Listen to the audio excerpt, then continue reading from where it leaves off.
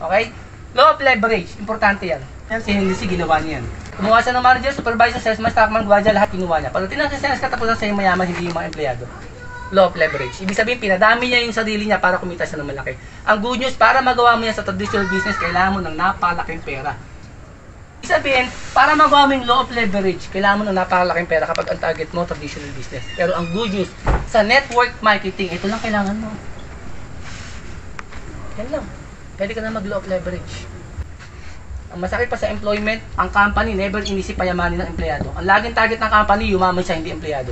Ito masakit. Masipag ka, empleyado tamad, kapareho mong empleyado. Pagdating ng katapusan, pareho kayo ng sahod. Di ba nakakapikon?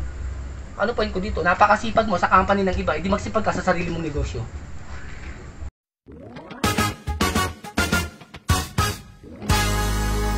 Kaibigan, tara!